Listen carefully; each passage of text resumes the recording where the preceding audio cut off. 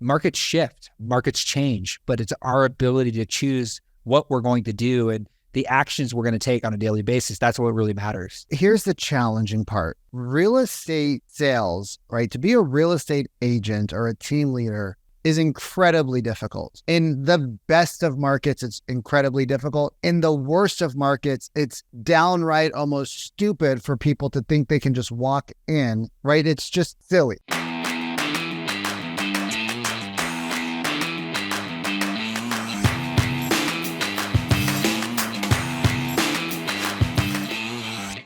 You're listening to the number one real estate podcast in the world, where we talk with the real estate professionals all across North America about their wins, losses, lessons, and stories help you win in your local market today. My name's Cody from Sheridan Street. I'm joined by Vikram Deol of the Real Estate Sales Academy. This is a solo episode where Vikram and I are going to cover resiliency in business.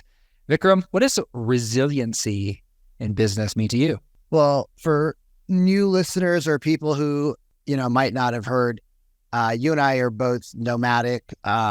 I am in a little bit more of a permanent situation, but still, in 2 weeks, I got to move out. Well, I came home and, I have a housekeeper here that comes a couple times a week. So she's doing her thing. She's a few minutes late. No big deal. Just shows up and she's like, oh, there's no water. I'm like, oh, yeah, baby. I'm like, I love it. So resilience is being able to roll with everything and not let it affect you emotionally. Like, things can obviously have an impact on you, but when we become emotional about it is when we lose our ability to be resilient, because the emotions can come in and it kind of comes to what you were talking about earlier, that, some people that you've had in your world, like when they leave, they don't do it in a way that allows the door to be open for them in the future. And it's because a lot of people have never really had tough lives. Like, what do you think about that? I think that it comes down to one common thing that was in Man's Search for Meaning by Viktor Frankl. Everything can be taken from a man, but except one's ability to choose their attitude and their ability to kind of approach every situation. And I think that in every market, we have a decision to make. We have a decision to make around our mindset. We have a decision to make every single day we wake up. We have a choice of whether today is going to be a great day or whether today is going to be a crappy day. And there have been days I've waken up and they've been crappy days because I've chosen my attitude for it to be crappy. Yep. But every single day we have an opportunity to think of, to push forward. And I love what Brendon Burchard, and for those that don't know, I spent literally a year coaching with Brendon Burchard's team. And there's one thing that Brendon teaches and he coaches high performers on. And it's the idea that we have a choice every day to wake up and to choose, and ask ourselves, did I live? Did I love? Did I matter? And I think that really pushes me every single day towards being the best version of myself. And resiliency in business, especially in this market, that in multiple markets across North America, markets across North America are down. And it's like, are things going to come back for us? 100% they will. Markets shift, markets change, but it's our ability to choose what we're going to do and the actions we're going to take on a daily basis. That's what really matters. Well, here's the challenging part is that real estate sales, right? To be a real estate agent or a team leader is incredibly difficult. In the best of markets, it's incredibly difficult. In the worst of markets, it's downright almost stupid for people to think they can just walk in, right? It's just silly. And I've owned cell phone stores. I slept in the back of my cell phone store for a year, right? Like, this is something a lot of people don't know. It was in Palmdale, California. I was in the middle of getting married. My fiance at the time lived up in Seattle, and I was doing my MBA in Bakersfield, which is 2 hours northwest, I guess it would be northeast, northwest of where my business was. And then so my fiance lived, 2,000 miles north to the Canadian border. So I was in a space where I didn't have a lot of money. We were a new business. I had just purchased this business from somebody else, and I was strapped for cash, and I didn't want to get rid of my souped up Infiniti G37 with 21-inch HRE wheels in the back and 20s in the front that were custom color match to my paint. Like that wasn't an option. And so I just slept in the back of my business. My dad's like, why are you doing that? Apartments are so cheap. Like it's Palmdale, it's Lancaster, it's super cheap. And I'm like, yeah, but that $500 or that $800 a month, whatever it was, back in 2003 or 4, whatever that number. Yourself. Well, you're dating. Okay.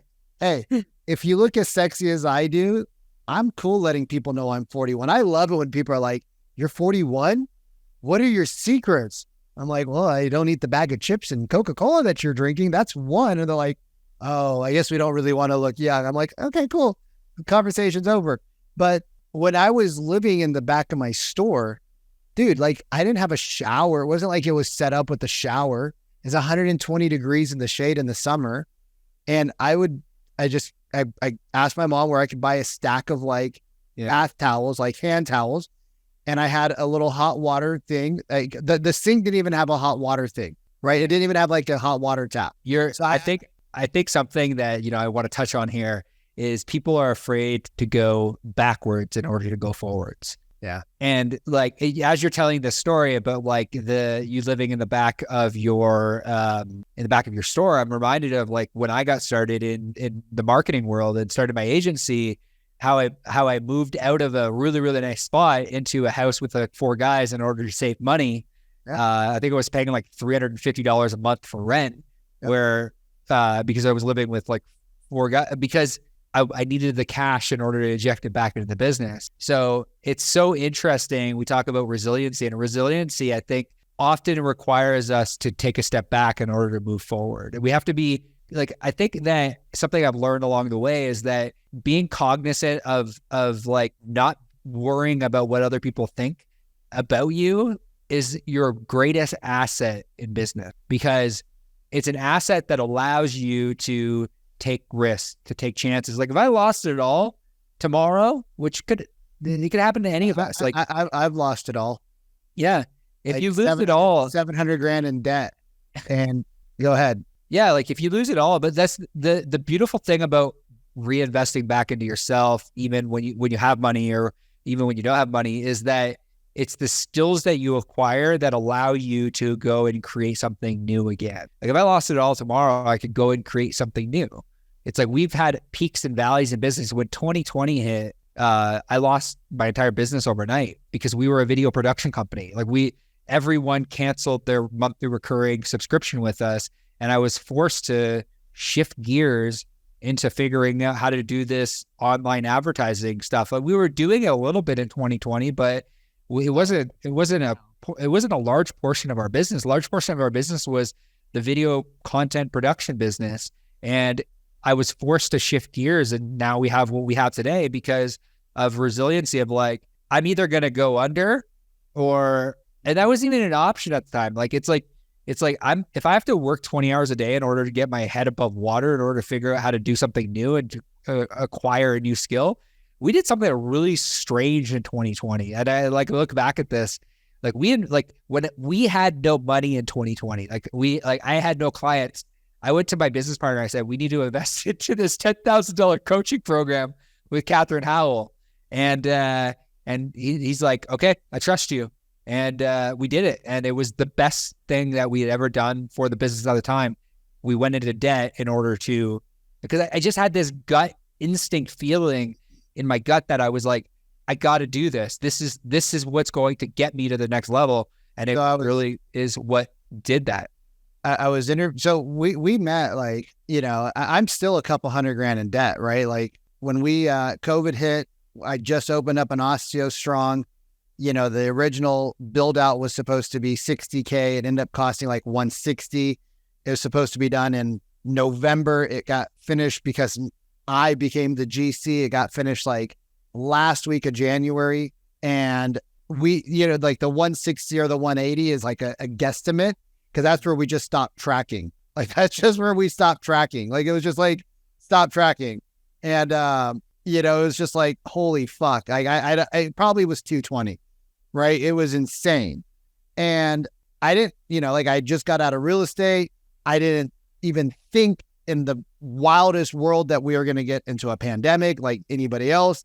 I figured, okay, I'll have a year where I have to really suck it up, but then the following year we'll be up, we'll be profitable. Things will be systematized, our sales system, our delivery, blah, blah, blah. Bro, we were open for 9 months and then COVID talk started and then boom, the world shut down a couple months later. And this is California.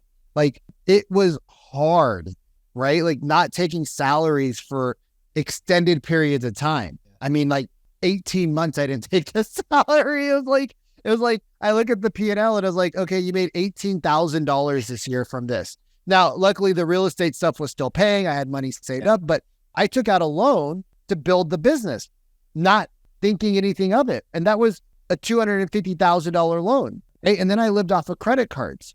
And then I hired Sharon for 30 grand. And then I hired Bedros for 50 grand. And then I signed up for the project. And then I hired a disc coach, right? I invested, out of the 700K or 600K that I had in debt, it's wild, but I invested probably 180K back into myself. Yeah. But people are like, why'd you do that when you didn't have any money? I was like, well, if I was 300,000 in debt and I didn't do it, maybe I would have gone 800,000 or $1 million or 2 million. And it's the exact opposite. When your back is against the wall, you don't keep digging in doing. Einstein, he said something, and this is something that my coach talks to me all the time. He's like, Vic, the same logic that got you into the problem or the same logic that got you the success that you're feeling now is not going to be the same logic that either gets you out of the problem or gets you to the next tier of success. It's just not going to happen. And if you're not resilient, right? And like whatever resilience means to you, but resilience means to me is you're going to fail in life, but you're only going to fail for that moment in time because you're going to get back up on the horse and you're going to continue down the path. Well, I think wrapping up with this, I'm going to wrap. Something. Yeah, I'm gonna wrap up with this. I think that something I heard a long time ago that I absolutely love about resiliency is, and it's really resiliency really wraps into failure. Is like there is beauty in the idea of failure. Yes, because once you fail, you have nowhere to go but up. There's beauty in the idea of failure because once you fail, you have nowhere to go but up. And that's really resiliency at the end of the day. Is like you're gonna fail. Some days are gonna be bad. You're going to go through seasons of drought. You're going to go through 3 seasons of harvest. You're going to go through ups and downs. And my old business partner, Neil Morden, used to say to me all the time, especially around the pandemic, he said to me, don't let the highs get too high and don't let the lows get too low. And that's really summed up business for me over the last, 5 years is don't let the highs get too high. Don't let the lows get too low. Keep doing the consistent, persistent actions on a daily basis. It's the boring work that creates the advanced people. So I want to say thank you for tuning into another episode of the Our Agent Podcast. Hope you guys some value out today. And if you haven't already liked and subscribed, please, whatever platform you're listening, we're on YouTube, Spotify, iTunes, multiple platforms, wherever you're at, please like and subscribe. And if you feel that this has been valuable and the 170 whatever episodes that we're at right now, if you feel like you've gotten any value, just a social currency, thank you. Write us a quick review so other people can get value out of this content as well. Thanks for tuning into another episode of the Our Agent Podcast. We'll see you soon.